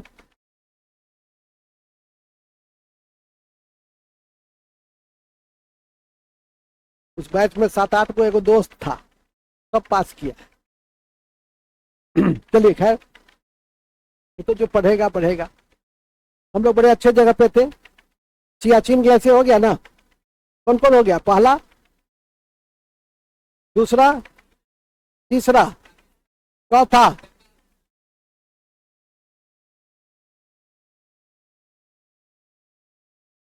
इतना चतुर है ये। 3 हो गया ना, अब लिखो, पाकिस्तान हो गया, नेपाल, नेपाल लिखो, जहां गेलो नेपाल संग गेल कपार। हम लोग क्या कहा जाता है, रोटी बेटी का संबंध है। नेपाल एक ऐसा देश, लिखना नहीं है, सुनना है। एक कक्षा में सुनो मेरी बात को, वो सब तो चीज लिखा ही हुआ है किताब में, कौन कौन से राज्यों की सीमा लगी, लेकिन जो बात बता देंगे ना, वो कितना इंपॉर्टेंट होता है वो समझते हो जब परीक्षा भवन में बैठते हो तब। राष्ट्रीय पशु गाय, और एक ऐसा देश जो बफर स्टेट, भूटान और नेपाल, 2 देश ऐसा है दक्षिण एशिया में जो बफर स्टेट। पूछिए कि सर ये बफर स्टेट क्या होता है, तो बफर स्टेट होता है कि 2 मजबूत राष्ट्र के बीच एक छोटा सा जो स्टेट होता है उसको क्या कहते हैं, उसको से हम बफर स्टेट कहते हैं। जैसे वो मजबूत है, ये मजबूत है, यही बेचारा फिर मार, हालांकि किसी एंगल से लगता नहीं है, लगता है यही दोनों को चाप दे, लेकिन ज्ञान के दृष्टि से दोनों मजबूत है। तो बफर स्टेट कौन हुआ इसमें, ये बच्चा हुआ। तो बफर स्टेट दक्षिण एशिया में कौन सा 2 देश है, नेपाल और एक ऐसा देश जो कभी गुलाम भी नहीं, नेपाल। नेपाल के साथ एंग्लो नेपाल युद्ध भी 1816 में, और एक संधि भी हुई थी, चंदौली की संधि। ठीक है, और उस समय वो जो नेपाल का सेनानायक था कौन था, सेनापति अमर सिंह थापा। अमर सिंह, ये सब चीज याद रखिए। खैर अभी हम लोग नेपाल के उस ऐतिहासिक संदर्भ में नहीं है, हम लोग अभी कहाँ पे हैं, नेपाल के साथ पड़ोसी, तो सबसे महान राष्ट्र तो हम ही है, तो लिखेंगे सीमावर्ती राज्य, उत्तराखंड, उत्तर प्रदेश, उत्तराखंड, उत्तर प्रदेश, उत्तराखंड, उत्तर प्रदेश, पश्चिम बंगाल,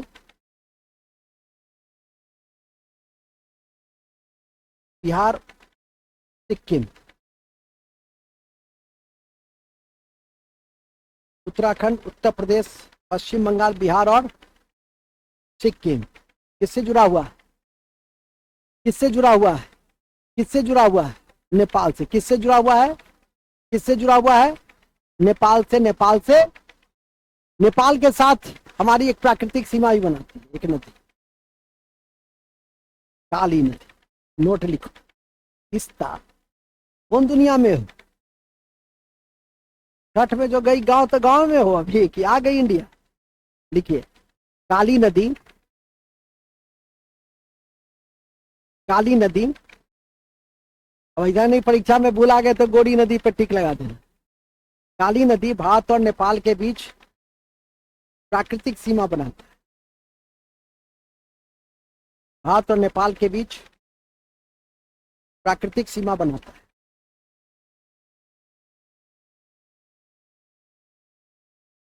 ठीक है, और इतिहास की बातें बताई। संगोली की संधि बहुत इंपॉर्टेंट है, ध्यान रखिए। अभी नेपाल ने भारत के कुछ क्षेत्रों को, उत्तराखंड के कुछ क्षेत्रों को अपने मैप में भी डाल दिया। ठीक है कि नहीं? तो इन सबको लेकर भी विवाद समय समय पे होता है। हमारे साथ उनका सांस्कृतिक संबंध भी है, और सांस्कृतिक संबंध की कड़ी में आपकी जानकारी में है कि सीता का जन्म स्थान पुनोरा, एक सीता से राम सर्किट बन रहा है, रामायण सर्किट, उसमें सीतामढ़ी भी जुड़ रहा है।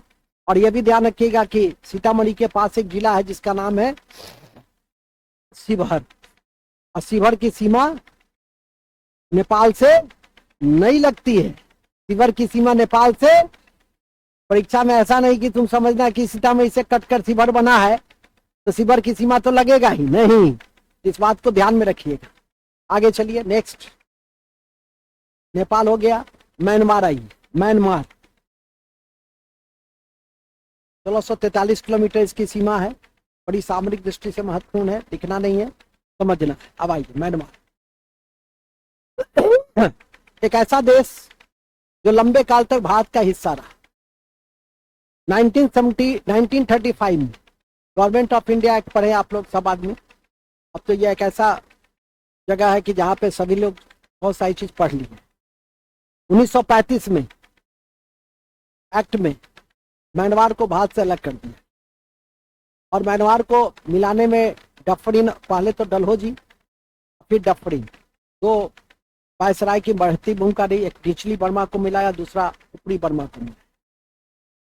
याद रखिएगा कि 4 राज्य नेपाल की सीमा को स्पर्श करते। एक है अरुणा मामी, अरुणाचल, नागालैंड, मामी, मौ से मणिपुर, मी से मिजोरम। तो लिख देंगे अरुणा मामी। अभी नहीं कह देना सर मेरी मामी का नाम अरुणे, और अच्छा है तुम्हारे लिए तब तो। अरुणा मामी मैंने उसको करना होगा। हाँ, अभी नहीं कि ये सर जो लिखा है ना सर, ये अरुणा मामी क्या है सर? अरुणा मामी क्या है? आपके लिए नहीं। जब ये पूछने आओगी तो कह देंगे आपके लिए नहीं। ठीक है, जैसे एक बार बताते हैं ना आप लोग को कि पहले चलते समय प्रसाद देते थे, एक पन्ना जी के देते थे बहुत पहले। ठीक है, बच्चों को थोड़ा सा एक्टिवेट करना होता था तो देते थे एक पन्ना। एक लड़की या कहीं क्या, तो सर, हाँ हाँ बोलिए ना सर, ये जो दिए हैं इसका क्या करना है? हमको कुछ नहीं करना है, इसको शाम के समय चूंकि भूजा वूजा खाते होंगे ना घर में लोग तो कागज मिलता नहीं होगा तो इसको भूजा रख करके, अच्छा तो भूजा रख कर सर ठीक है चलेगा। ये भी नहीं, मैंने होता है हंसी, हंसना चाहिए था, उसको लगना चाहिए था कि हम उपहास उड़ाए हैं, सो नहीं, बड़ी गंभीरता से उसको फिर लपेटी, हमको भूजा वूजा करके। हाँ हाँ हाँ हाँ हाँ हाँ हाँ, मतलब सर के मैं जो हम कहे हैं वही सही है। आगे चलिए, नेक्स्ट। आप लोग ऐसा नहीं कीजिएगा कि अरुणा मामी सर क्या था, तो जब भी पूछोगी आके कि अरुणा मामी क्या था, तभी हम कहेंगे तुम्हारे लिए नहीं था, तुम्हारे लिए था नीचे वाला अरुणा, नागालैंड, मणिपुर। इसको ध्यान करके रखिएगा। नारायण जी देखू कनी हमारा, ठीक है कि नहीं? आगे लिखिए, नेक्स्ट। अब सुनिए, म्यांमार के साथ हमारा विवाद भी है। कौन सा विवाद है? रोहिंग्या सबसे बड़ी विवाद है, नारकोटिक्स विवाद भी है, ठीक है कि नहीं? और गोल्डन ट्रायंगल में आता है। गोल्डन ट्रायंगल का मतलब अफीम व्यापार के त्रिकोण में। तो इन सब चीजों को पर थोड़ा सा नजर देके रखिए, ठीक है, कि परीक्षा की दृष्टि से काफी महत्वपूर्ण है। अब जाके हमने मणिपुर की सीमा को म्यांमार के साथ क्या कर दिया, फेंसिंग कर दिया है। ये सब लेटेस्ट डेवलपमेंट है जो आपको याद करके रखना है। कलादान परियोजना चल रही है, उस पर ध्यान रखने की आवश्यकता है, ठीक है कि नहीं। तो म्यांमार से जुड़े हुए जो भी कंटेम्प्रोरी इश्यूज और फैक्ट हो उस पर नजर रखेंगे तो करेंट की चीज है। ज्योग्राफी में ये सीमावर्ती राज्य से संबंधित नहीं है, लेकिन जानना चाहिए हर चीजों को। आगे लिखिएगा, म्यांमार के बाद कौन है, भूटान। नेपाल की तरह यह भी बफर स्टेट है। नेपाल की तरह यह भी बफर स्टेट है। 700 किलोमीटर की सीमा है, 700 किलोमीटर की सीमा लगती है। नेपाल की तरह यह भी बफर स्टेट है, 700 किलोमीटर की सीमा लगती है। बफर स्टेट मध्यवर्ती राज्य, ठीक है। पहला सिक्किम, अच्छा, 4 इससे जुड़ा हुआ कितना राज्य है, पहला सिक्किम, हाँ लिखेंगे, सिक्किम, पश्चिम बंगाल, पश्चिम बंगाल, असम, अरुणाचल, अरुणाचल, हाँ अरुणाचल प्रदेश। कौन कौन है, फिर से बोलो, ठीक है, ठीक है। और भूटान की तरह सुन लो, नेपाल की तरह ये क्या है, भूटान का भी ज्योग्राफिकल डायमेंशन पर हो। अच्छा, म्यांमार के साथ जब भौतिक विभाजन पढ़ाएंगे तो हिमालय का विस्तार पढ़ाएंगे, अराकोनियोमा। हिमालय का विस्तार का क्या नाम है, अराकोनियोमा। कहाँ, म्यांमार। जो अगली कक्षा कल जो होगी तो उसमें आपको बताई जाएगी, ध्यान रखिएगा, परीक्षा की दृष्टि से काफी महत्वपूर्ण है अराकोनियोमा, ठीक है कि नहीं। एनसीईआरटी में भी वर्णित है, ठीक है। तो एनसीईआरटी में भारत का पड़ोसी देश वर्णित नहीं है, एनसीईआरटी में जो भारत की भौतिक स्थिति है, भौगोलिक स्थिति है, वो वर्णित। जो आपने देखा भी होगा, पिछले दिन भी मैंने बताया था, और जो किताब बताया था एनसीईआरटी का, उसको लाइन बाय लाइन 5 बार, भले कुछ तथ्य नहीं मिले लेकिन देखो, 5 बार देखिएगा। तो मैं फिर कहता हूं कि परीक्षा में समझ विकसित होना बहुत आवश्यक है। और लास्ट में होता है अफगानिस्तान, लद्दाख, अफगानिस्तान, लद्दाख। भूटान एक ऐसा देश है, ध्यान रखिएगा, भूटान एक ऐसा देश है कि बहुत अमीर नहीं है लेकिन बड़ा खुशहाल है। और उसका, हाँ, वहां लोग पैसा पे बल नहीं देते। कई बार बहुत पैसा रहता है लोगों के पास, खुशे नहीं रहते, देखते हो, चेहरा पे लगता है कि पानी ही नहीं, बहुत पैसा है इसको, लेकिन ये देखो बेचारा, दीनहीन को देखो, लेकिन कितना खुश रहता है, हमेशा मुस्कुराता रहता है।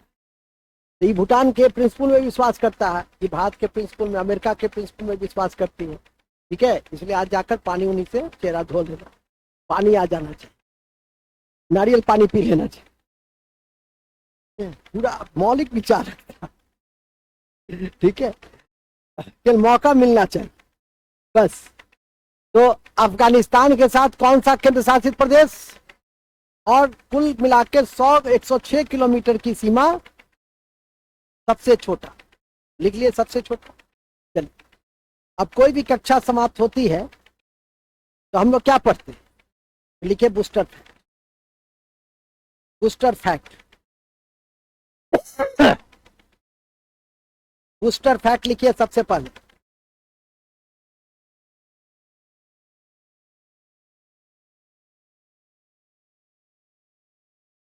खत्म हो गया अध्याय। अति महत्वपूर्ण है कि ग्रेट चैनल, अति महत्वपूर्ण है कि great channel, great channel, great channel, great channel, Indira point और इंडोनेशिया को,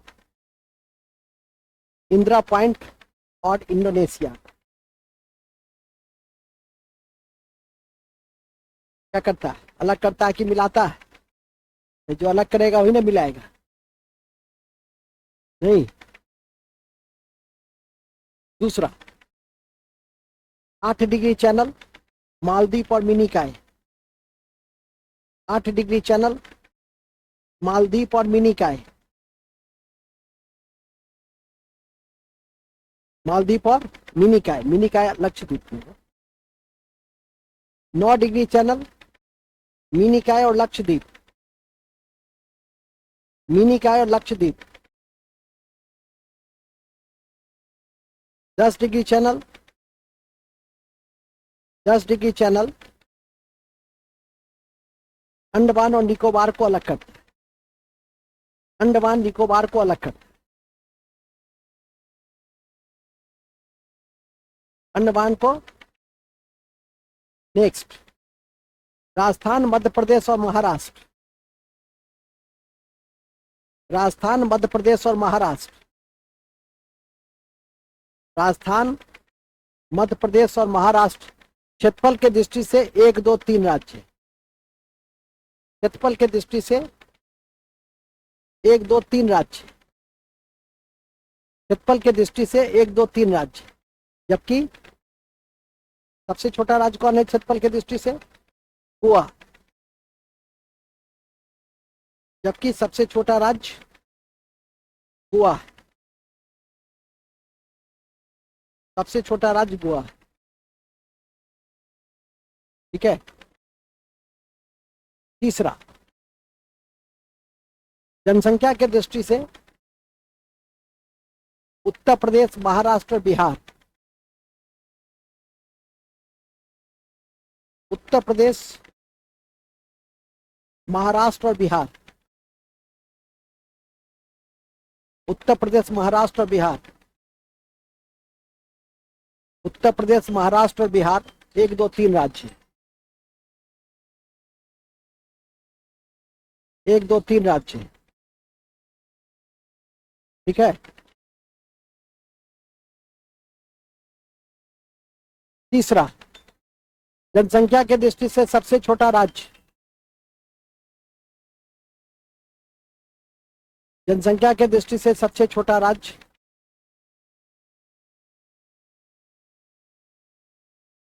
कौन है? सिक्किम, 6.5 लाख की जनसंख्या है, 6.5 लाख की जनसंख्या। और राजस्थान का क्षेत्रफल एरिया लिख लीजिए, 3,42,000 वर्ग किलोमीटर, 3,42,000, 3,42,000 वर्ग किलोमीटर। ठीक है। ओके, चलिए एक और लिख दो, भारत की प्रादेशिक जल सीमा, भारत की प्रादेशिक जल सीमा, भारत की प्रादेशिक जल सीमा उसकी तटीय रेखा से